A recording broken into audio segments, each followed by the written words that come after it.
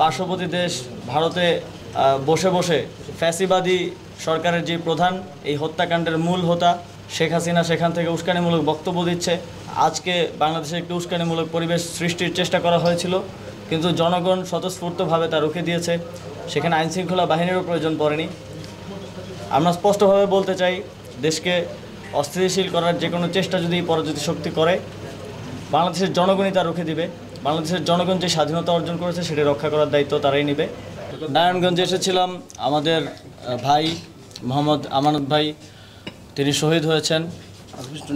9 দিন ধরে তাকে শনাক্ত করা যায়নি, আজ শনাক্ত করা গিয়েছে এবং তার আত্মার মাগফিরাত কামনা করতে এবং জানাজায় অংশগ্রহণ করার জন্য।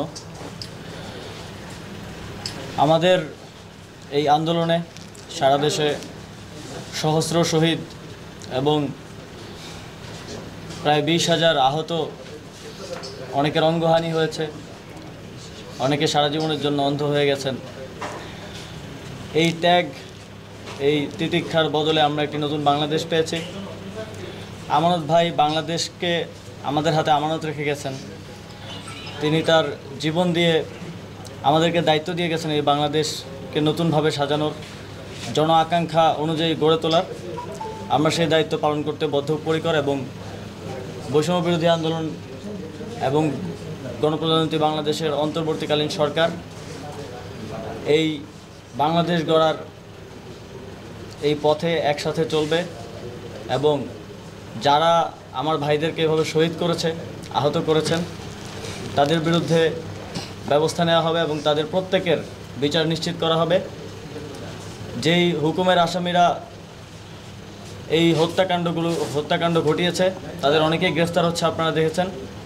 আরও অনেককে আইনশৃঙ্খলা রক্ষাকারী বাহিনী খুঁজছে, দ্রুতই তাদেরকে গ্রেফতার করা হবে। এই শহীদদের বিনিময়ে, তাদের জীবনের বিনিময়ে এই বাংলাদেশ আমরা পেয়েছি। বাংলাদেশের প্রত্যেকটি নাগরিকের দায়িত্ব এই শহীদদের সম্মান রক্ষা করা এবং বাংলাদেশকে গড়ে তোলায় কাঁধে কাঁধ মিলিয়ে এগিয়ে চলা। আপনারা দেখতে পেয়েছেন পুলিশ ইতিমধ্যেই তাদের দায়িত্বে আসা শুরু করেছে এবং প্রত্যেকটি জায়গায় তারা দায়িত্ব নিচ্ছেন এবং আইনশৃঙ্খলা রক্ষায় এগিয়ে আসছেন এবং যারা গত হত্যাকাণ্ডের জন্য দায়ী তাদেরকে গ্রেফতার কার্যক্রমে চলমান আছে।